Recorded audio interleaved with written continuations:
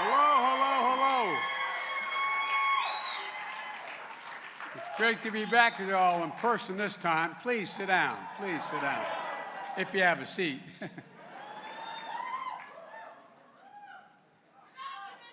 Mr. President, Mayor Vince Williams, thank you for your leadership of this organization, your leadership down in Union City, Georgia. I wanted to come here because you're the people America looks to first for guidance and for leadership, and that's not hyperbole. City managers, mayors, council persons, when you have a problem, they're knocking on your doors. That's because their quality of life depends on you more than anyone else. And I'm not trying to be solicitous. I know from personal experience. When I was a 27-year-old kid, I got elected to the Newcastle County Council, which we're like a miniature Illinois. One county has 60% of the population of the state. And so the councilman represents a district 7 times bigger than a state rep and 3 times bigger than a state senator. And fortunately, after 2 years, I was elected for 4 years. After 2 years, the Republican Party saw in me something I didn't see. And so they reapportioned me to a 2-year term from a district that was overwhelmingly Republican to overwhelmingly Republican. So I got put in the position, that old saying goes, up or out. So I do appreciate what you all do. I really mean it. You're there. You can't walk into a grocery store or gas station. You can't go into a supermarket without someone having a question for you. And because you're the people they know. You're the people they depend on. You're out there every day in the front lines of public service. And that's why when I took office last year in the midst of the worst health pandemic in a century, the worst economic crisis since the Great Depression, I knew we had to design a rescue plan with your partnership to meet your needs. 3 days ago marked the 1-year anniversary I signed the American Rescue Plan. I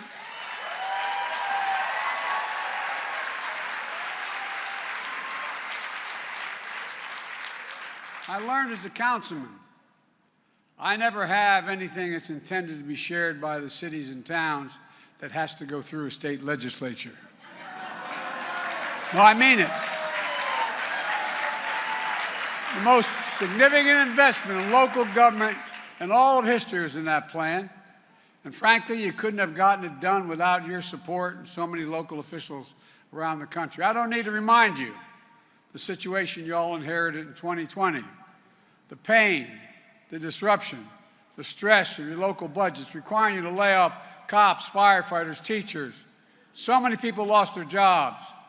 And to remember the lines of cars stretching for miles in your communities, with families just waiting for a box of food to be put in the back seat of the trunk. Because of this law, we were able to help 41 million Americans put food on the table for the better part of a year. Because of this law, we helped keep a roof over 4 million people's heads. And it gave families what my dad would call just a little bit of breathing room in a tough time. And it worked. Because we took action, America added 6.7 million jobs last year. More jobs created in 1 year than ever before in American history. And hadn't stopped. We're now well over 7 million jobs, 678,000 just last month. The unemployment rate is down to 3.8%. The economy grew at 5.7% last year. The strongest growth in 4 decades. The leading financial team on Wall Street, Moody's, estimated that because of the rescue plan, 4 million more jobs were created, and unemployment is lower by 2% than it would have been had we failed to act. 1 year after signing this law, our cities, our towns, and our rural communities are roaring back. Before this law, state and local governments were still down more than 1 million jobs from before the pandemic. 1 year later, we had at least 1 year of state and local job growth the largest in 20 years, adding 467,000 jobs. Educators, firefighters, police officers back on the job. Before this law, fewer than half our schools were open, putting an extraordinary strain on parents and teachers and students. 1 year later, more than 99% of our schools are open, and kids are back in the classroom. And folks, we just had the strongest year of hiring teachers and educators on record. But there's more to the story than that. America has had many recoveries in the past. But underneath those recoveries, there's also been a lot of lasting pain. Lots of folks never get back on their feet when they're knocked down so badly. And a whole lot of young people saw their futures dim from the previous recession. They never got back on their feet. It's what economists call economic scarring. Chronic pain when the economy comes back, but some folks are still left behind. Trapped in long-term unemployment, eviction and foreclosure. Research shows that when you're stuck in that cycle, it has the worst impact on your emotional health than the loss of a family member, which sounds excessive, but it's true. And it's serious. So when I came to office, in the midst of this crisis, I was determined not to let that happen again. This time around, the American Rescue Plan, we made a choice to bring everyone along, every single person in America. So not only has the unemployment rate dropped at a record pace, we've also seen the biggest drop in long-term unemployment ever recorded in a 12-month span. Nearly 2.5 million people breaking out of that cycle of long-term unemployment and depression. Black unemployment fell by more than 30%. Hispanic unemployment fell from nearly 9% to 4.4%, the fastest drop ever recorded. And we've seen was something we should be doing again, but I'm having trouble getting it passed again, and that is the child tax credit. The lowest child poverty rate projected in 40 years, a 40-year decline. Folks, we also have the lowest number of home foreclosures ever recorded, a record low of credit card delinquencies because families had more money in their pockets. The list goes on, but you all know it better than I do. A big part of the reason we're so successful is because the rescue plan went directly to you without having to pass go, without having to go to state housing. Folks, we allocated $350 billion to state and local budgets, but we made sure $130 billion of that went straight to local governments, straight to local government. 6,000 local governments never got a dime of the early relief package enacted before I came to office. But we made sure that every one of you was dealt into the rescue plan. As a former local official, I know that it matters. Having that flexibility and control to meet both the short-term and the long-term challenges you face. 1 year later, the rescue plan is still delivering. So I urge you all to use the flexibility we built in the law to spend these funds wisely, to reduce violence in your communities like members are doing in Baton Rouge and Baltimore and in New York City, to address homelessness and affordable housing like you're doing in Tacoma and New York City, to expand high-speed internet like Brownsville, Texas, or to train people for good-paying jobs like you're doing in Oklahoma City. And by the way, there are a lot of jobs coming to people that you're going to need to train up people, thanks to the bipartisan infrastructure bill. Everybody knew, and you heard from my secretary a little bit earlier, America is falling behind in infrastructure. We used to be #1 in the world. We're now #8. But now, not only has Infrastructure Week finally arrived, we're talking about infrastructure decade, not week.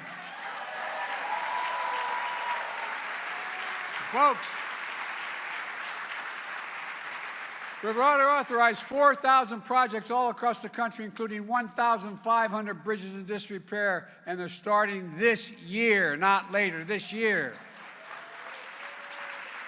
And the law is going to create millions of jobs, rebuilding Americans' roads, bridges, highways, ports, and airports, getting rid of poisonous lead pipes in 10 million homes and 400,000 schools so kids and families can have clean drinking water. Folks, we're investing $65 billion to deliver high-speed internet everywhere in America, urban, rural, suburban, tribal communities. We can't be a country where a mother has to take her kid to the McDonald's parking lot to do their homework over the internet. This is the United States of America, for God's sake. And folks, the law is going to put an end to that, obviously, and it's only the beginning. Hundreds of billions of new investments are on the way. Today, Secretary Buttigieg announced $409 million in new grants, 70 new projects, 39 states, just the beginning. Electric buses to make bus service safer, more reliable, and environmentally sound. Helping folks in big cities, small towns get to work and get to school. Projects like a new $15 million bus maintenance facility serving Atlanta. $5 million to buy cleaner, more reliable hydrogen fuel cells for buses. Replacing old diesel engines in southern Nevada. And so much more. It's now time for cities and towns to get ready. You don't have to wait until these infrastructure projects start. You're going to need more welders, pipe fitters, advanced manufacturers. And it takes training to get the job done well. And that's why all these programs, these apprenticeship programs, union programs. And by the way, when people talk about an apprenticeship program, we're talking like going to 4 years of college. It's 4 years. That's why they're the best workers in the world when they finish. Projects are cheaper because they last longer and they're better. You can start by investing in those rescue plan funds now. And new pathways to better jobs through union-based apprenticeships and on-the-job training. Build a strong, diverse workforce you need to take on these infrastructure jobs so the families in your communities can deal themselves into this booming economy. Look, we have an incredible opportunity ahead of us. But despite the progress we made, we know that families are still struggling with higher prices. I grew up in a family where when the price of gas went up at the pump, gas station, we talked about it at the kitchen table. But let's be absolutely clear about why prices are high now. They're high for two reasons. One was COVID. The way the global economy works, if a factory in Taiwan that makes computer chips shuts down due to a COVID outbreak, it causes a ripple effect to slow down auto manufacturing in Detroit, literally, not figuratively. So because of the pandemic, we had significant disruptions in the supply chain. And our supply chain is so important with so many materials that come from other places. At the same time, because the rescue plan boosted the strength and speed of our recovery, Americans had more money in their pockets. And during the pandemic, they wanted to spend that money not on restaurants and vacations because of COVID, but on hard goods, home improvements, televisions, automobiles. But the lumber factories weren't open. They weren't making 2x4s. Plywood wasn't available. I can go down the list. The very products that we needed for the things they wanted to buy are slowed down by disruptions in the supply chain. So what happens? Prices went up significantly. Just look at automobiles. Last year, new automobiles accounted for 1/3 of all the inflation in America because the auto companies couldn't get the computer chips. The price of an automobile skyrocketed. And now, the second big reason for inflation is Vladimir Putin and gas prices. Not a joke. We've seen the price of gas go up over $1 just since he put his troops on the border of Ukraine. They went up $1.05. Big part of that reason is Putin began amassing troops along the border and then crossed. And guess what? The world took notice. The market anticipated. Prices went up. And then Putin invaded. Make no mistake, The current spike in gas prices is largely the fault of Vladimir Putin. It has nothing to do with the American Rescue Plan. Back to Wall Street. Wall Street estimated that the San Francisco Federal Reserve analyzed it, said the rescue plan contributed only 0.3% to inflation. 0.3%. That's coming from the Fed. Rescuing our economy didn't cause this problem, but we're working to fix it. We're building this economy from the bottom up and the middle out, and something incredible is happening. We're seeing a manufacturing revival like never before.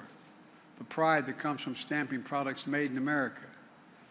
That, hold a minute, one of the things you should be aware of, there's a law I was unaware of when I was a senator, to be honest with you. It's called Made in America.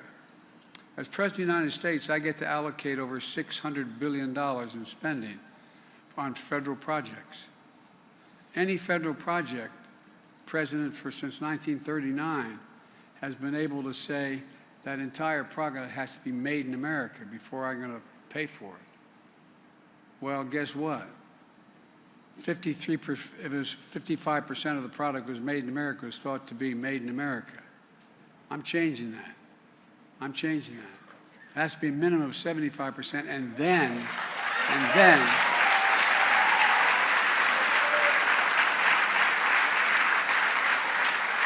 because where in the hell is it written saying we can't manufacture things in America again? I don't know where that's written. And so guess what? Intel came to me. They're going to, yes, by the way, yes, the chairman of the board came. They're going to invest $20 billion to build a factory in Ohio to manufacture computer chips. Semiconductors that will power the world in our everyday lives, smartphones, the internet, technology that doesn't even exist today. And they're prepared to increase that investment from $20 billion to $100 billion in the suburb of Cleveland. So now, create over 12,000 jobs, some of them just building the facilities, but the rest, blue-collar workers making an average of $135,000 a year in these factories. And as soon as the Congress sends me the bipartisan innovation bill, a bill that will invest another $52 billion in computer chips, I might add, by the way, we invented the computer chip here in America. We advanced the computer chip here in America. Then we stopped making the computer chip here in America. And that's going to bring down prices of automobiles, appliances, and so much more. And that's not just Intel. So look at Ford. I had a long discussion with Ford and General Motors and the Detroit factories. Ford's committed $11 billion to build electric vehicles in America, the biggest investment they've ever made. GM has committed $7 billion to build electric vehicles. Just a few years ago, these companies might have built these factories elsewhere. Not now. They're building it right here in the United States of America again. But look, we also know there's much more than one way to increase people's standard of living. You can reduce the cost. Look, right now, what's the problem? Again, my dad used to say, people just need a little bit of breathing room. My dad was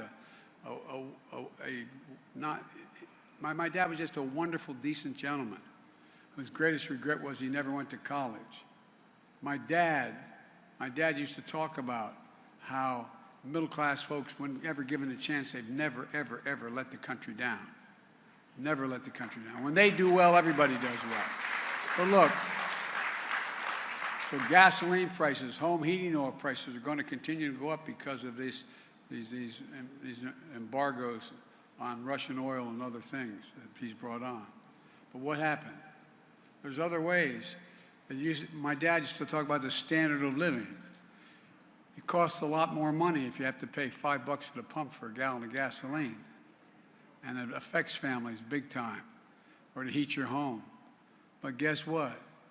If you lower the cost of child care, it affects your standard of living. And that's why we're going to make sure no one has to pay more than 7% of their income on child care.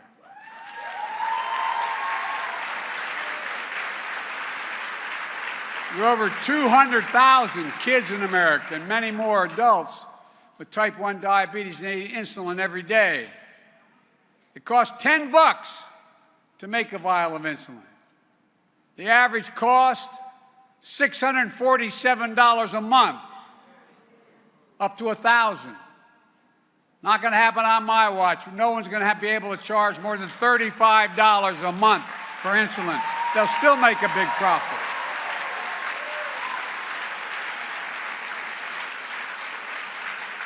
The average family, when we passed the provision allowing for tax credit for homeowners to winterize their homes, can save an average of $500 a month just by having doors that don't leak, windows that don't leak, and so on. So look, let me be clear. None of this will increase inflation. 17 Nobel Prize winners in economics wrote to me saying it would ease inflationary pressures. We can also do it without raising a single penny on tax of anybody making under $400,000 a year. If you make less than $400,000, you're not going to pay a penny in tax. We have to do this by asking the top and the biggest corporations to pay a little more. Look, I'm a capitalist. If you can make $1 million or $1 billion, good for you. But pay your fair share. Pay a little bit.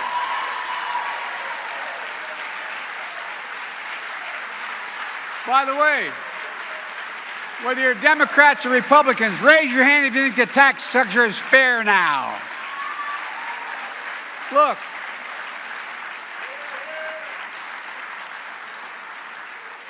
'55. I come from the corporate capital of the world. You got it. Well, you think I'm kidding. There are more corporations incorporated in Delaware than every other state in the union combined. And I got elected 7 times to Delaware, notwithstanding the fact that I'm so anti-corporate America. Give me a break. How long would I last? But here's the deal. 55 of the largest corporations, the Fortune 500, paid 0 in federal taxes last year. And they made $40 billion in profits. Look, I said, I'm a capitalist. That's not about punishing anybody. But why in God's name should a billion-dollar corporation pay a lower tax rate than a teacher or a firefighter? So, folks, I really mean it.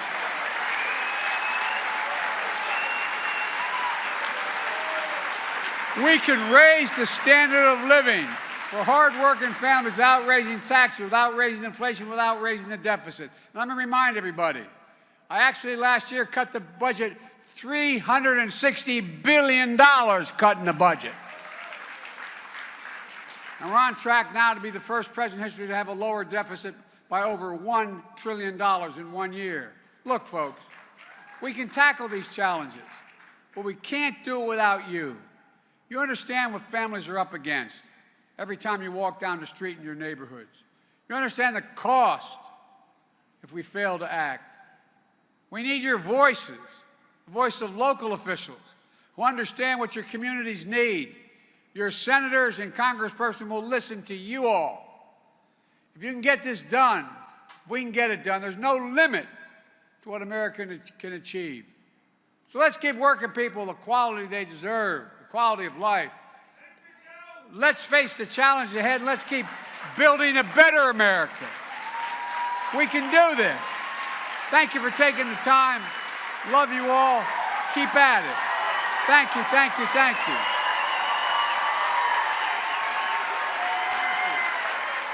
Thanks, everybody. I really mean it. Thank you.